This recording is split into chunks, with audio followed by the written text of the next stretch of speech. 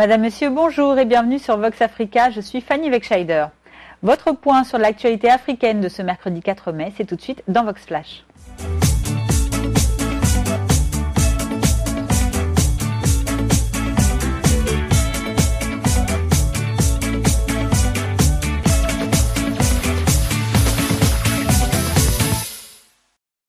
Ouvrons ce journal consacré exclusivement à l'Afrique aujourd'hui.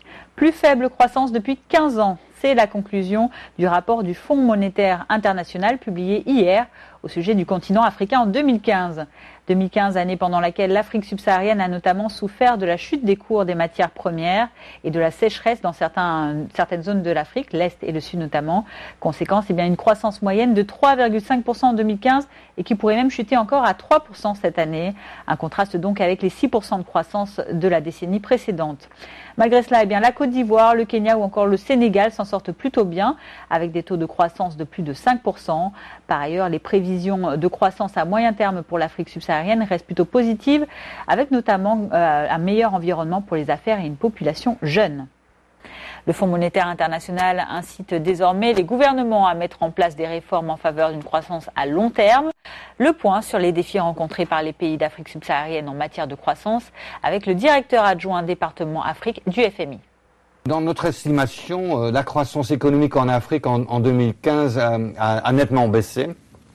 Nous estimons maintenant que la croissance n'a atteint qu'à environ 3,5% et pour 2016, la croissance baissera encore davantage à environ 3%.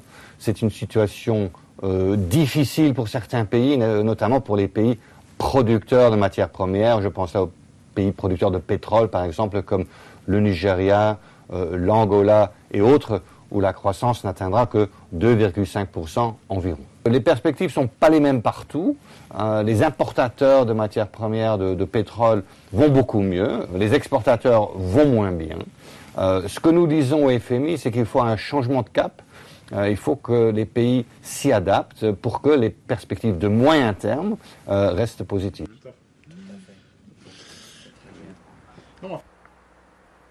Autre rapport rendu public hier, celui sur la corruption. Selon l'organisation non gouvernementale allemande de lutte contre la corruption Transparency International, cette mauvaise pratique est toujours croissante dans 9 pays et territoires arabes. Parmi les pays les plus mal classés dans ce domaine, le Liban, plongé dans une crise politique, ou encore le Yémen, vous le savez, déchiré par un conflit. Hier, une conférence de presse était donnée dans la capitale tunisienne Tunis, afin de faire le bilan sur la corruption au sein même du pays. Note positive, par rapport aux autres pays évalués, 71% des Tunisiens pensent que les gens ordinaires peuvent faire quelque chose contre la corruption à leur propre niveau.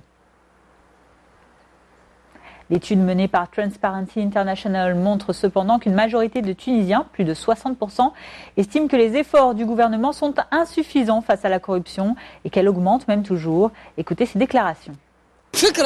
Les Tunisiens pensent que celui qui n'escroque pas n'est pas une personne. Celui qui ne vole pas ne peut pas vivre. Celui qui ne se débrouille pas, qui n'a pas 2 ou 3 salaires, une voiture de fonction, n'embauche pas ses enfants et fait du trafic, n'est pas intelligent. Ça, c'est le langage de la rue, de l'administration. Aujourd'hui, une personne honnête et travailleuse se prend des coups de bâton. Plus de 2 tiers des Tunisiens considèrent que la corruption a augmenté. 12% pensent que la corruption a gardé le même niveau. Moins de 20% seulement considèrent que la corruption recule. La majorité considère que la corruption a soit stagné, soit est restée dans les mêmes niveaux. 60% des Tunisiens considèrent que les efforts du gouvernement ne sont pas suffisants. Un tiers considère que le gouvernement fait assez d'efforts. Mais la majorité pense que soit l'État ne fait pas d'efforts dans la lutte contre la corruption ou qu'ils ne suffisent pas. Nous vous le disions hier dans notre édition du soir Vox News, mardi 3 mai a marqué la célébration de la Journée mondiale de la liberté de la presse.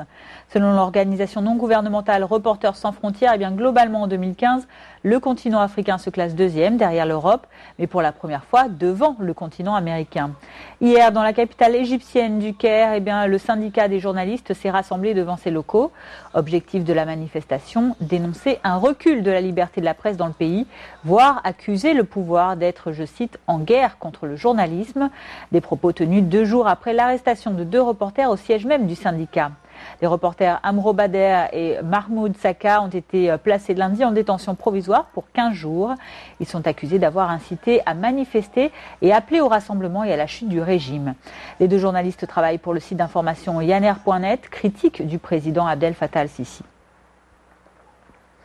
Hier, le chef du syndicat Yeya Kalash s'est exprimé devant plus de 200 journalistes. Derrière lui, des échos de slogans hostiles à la police qui filtraient l'accès aux bâtiments. On entendait par exemple le ministère de l'Intérieur, c'est des voyous. Écoutez ses déclarations. Nous marquons cette année la journée mondiale de la liberté de la presse, alors que l'Égypte est en recul dans tous les classements internationaux. Au lieu de voir le gouvernement prendre des mesures concrètes pour sortir de cette situation, nous avons été surpris de constater une escalade de la guerre contre le journalisme et les journalistes. La situation de la liberté de la presse, selon le dernier rapport du comité du syndicat, nous a rappelé des souvenirs des époques antérieures. On ne pouvait pas imaginer cette situation après 2 révolutions et 5 ans après la révolution du 25 janvier 2013. Le président égyptien Abdel Fattah al-Sisi est régulièrement accusé par les défenseurs des droits de l'homme d'avoir instauré un régime ultra-autoritaire dans son pays, régime qui réprimerait violemment toute opposition et la presse également, notamment depuis qu'il a destitué en 2013 son prédécesseur, l'islamiste Mohamed Morsi. Et terminons ce journal avec de la culture. La 12e édition du Dakar s'est ouverte hier dans l'ancien palais de justice au Sénégal. La Biennale de l'art africain contemporain est l'une des plus importantes manifestations des arts visuels du continent et elle est organisée tous les 2 ans dans le pays. Pour cette nouvelle édition, 6 commissaires venus de 4 continents proposent une exposition de 3 à 5 artistes, un reflet global de la thématique 2016 du Dakar 2016. L'exposition internationale qui rassemble 66 artistes cette année est baptisée Réenchantement, une invitation à inventer de nouvelles pistes pour réenchanter le monde et le continent. La cérémonie d'ouverture de la Biennale s'est déroulée au Grand Théâtre National de Dakar, notamment en présence du président Macky Sall. Et en dehors du programme officiel, le volet off du Dakar permettra cette année à près de 280 artistes de présenter leurs œuvres à Dakar, mais aussi à Saint-Louis ou encore dans d'autres villes du pays. Écoutez ces commentaires lors du vernissage de la Biennale hier dans la capitale sénégalaise. On vient d'abord soutenir l'événement parce que c'est une grande fête panafricaine et c'est un devoir, une obligation pour nous de venir voir la création contemporaine africaine. Donc de ce point de vue, c'est d'abord un devoir et une obligation. Et maintenant, sur le plan professionnel, évidemment, c'est de découvrir la scène, les artistes émergents, les artistes qu'on connaît, quelles sont les tendances, et rencontrer les professionnels de différents niveaux, être dans les symposiums, les colloques, c'est participer à cette belle fête africaine. Il y a de plus en plus d'intérêt. Les gens ont vraiment conscience de l'art africain maintenant. Vous pouvez voir que la communauté internationale est bien représentée ici. Ils viennent de différents musées. Je viens de rencontrer quelqu'un du musée métropolitain de New York et donc s'il n'était pas intéressé par l'art africain, il ne viendrait pas. On sait qu'il y en a un marché, un très grand marché au Johannesburg, en Afrique du Sud. Après, pour un marché qui est sur la francophonie, je pense que Dakar, c'est la meilleure option. On n'est pas aussi loin de l'Europe, on n'est pas loin de New York, on n'est pas loin. On est vraiment bien placé pour un marché comme ça. Voilà, c'est la fin de ce Vox Flash du mercredi 4 mai. Merci à vous de l'avoir suivi. Je vous retrouverai avec grand plaisir demain jeudi pour votre prochain point sur l'actualité. En attendant, je vous souhaite une excellente journée sur Vox Africa. À bientôt.